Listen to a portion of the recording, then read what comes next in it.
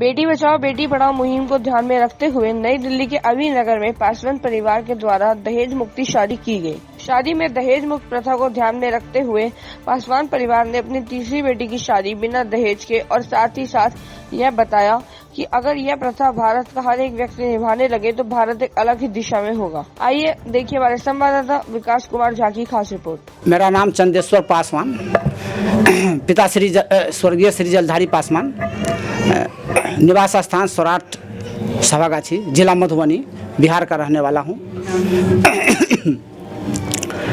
और हमारे जो है ना 4 लड़की है, चारों लड़की को अच्छा से पढ़ाया हूँ। चारों लड़की जो है योग्य है, सब कामयाब है, ठीक है ना। पासवान जी, आज आपकी पुत्री की शादी है, हाँ। किस तरह से ये शादी और शादियों से अलग है? जी, इसलिए अलग है कि लड़की को जो है ना, जैसे होता है ना सर कि बेटी बचाओ बेटी पढ़ाओ, उसमें मैं अपना लग रहा हूँ कि मैं सक्षम हूँ। कैसे? जैसे सब बच्ची हमारा कामयाब है।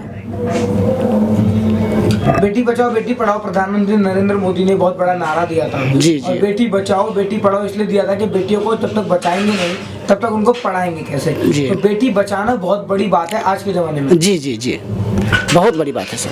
इसके लिए क्या कहेंगे? अच्छी बात है सर, मोदी जी का जो ये है वो बहुत अच्छी बात है सर। दहेज प्रथा के बारे में क्या कहना है आपका? दहेज का तो पूरा मतलब वो है सर, दहेज के में हम जो है ना एकदम वो नहीं है। दहेज ना हम देते हैं और ना हम सुनना चाहते हैं कि कोई दहेज लेता है। तो कई गांव आज भी ऐसे हैं जहाँ पे दहेज प्रथा को बहुत माना जाता है, दहेज के लालच में बहू को मार दिया जाता है, तो क्या कहना चाहेंगे उन लोगों के लिए? सर ये तो बहुत गलत बात है, बहुत गलत बात है जो इस तरह से मतलब होता है। अब बहुत ज़्यादा हो रहा है सर, इस चीज़ पे मतलब कंट्रोल होना चाहिए। तो अपनी पुत्री की शादी में इन बातों का आपने ध्यान रखा है? हाँ, पूरी तरह से ध्यान रखा सर, मतलब पूरी तरह से मतलब जो है मतलब इतना हमारा देखिए 2 साल से मैं ध्यान दे रहा हूँ कि लड़की को शादी करना है। और कई जगह मैं देखा हूँ तो कई जगह मांग हुआ है हमको, लेकिन जहाँ मांग हुआ है मैं वहाँ शादी नहीं किया हूँ सर। यहाँ कोई मांग नहीं है। यहाँ नाम हेमू चौधरी है, मैं गांव सौराठ जिला मधुबनी बिहार का रहने वाला हूं। मैं उस गांव का रहने वाला हूं जहां से सदियों से दहेज के लिए बहुत बड़ा कारोबार होता था। उस कारोबार को पूरे वर्ल्ड में जाना जाता था सौराठ सभा के नाम से।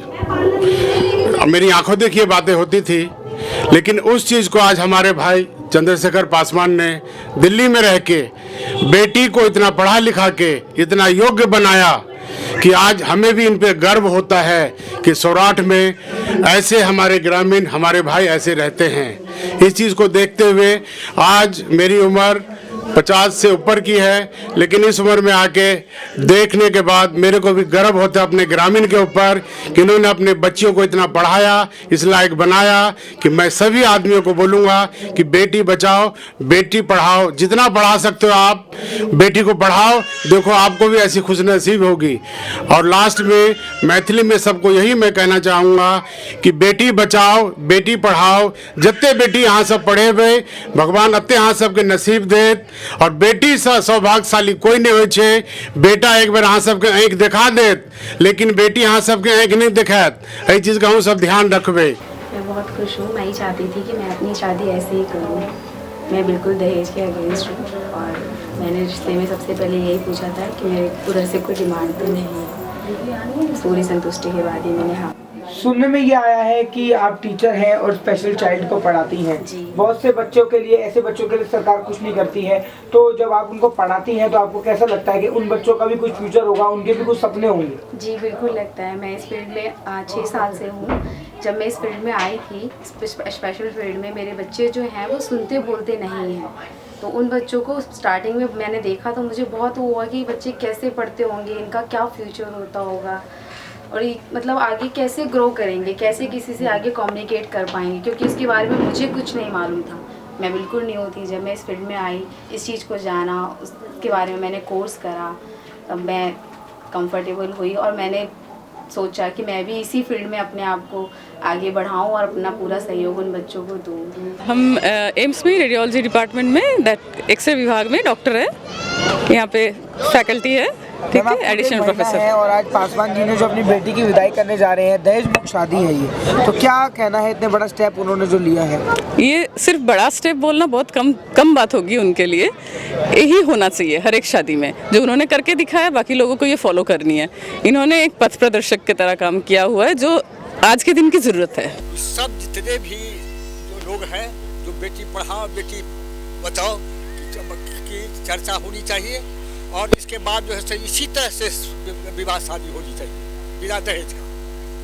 ये जो लोगों को जो है अच्छी खराब, बहुत लोगों की शादी भी नहीं होती है बेटी की, दहेज के लिए बहुत मारे जाते हैं।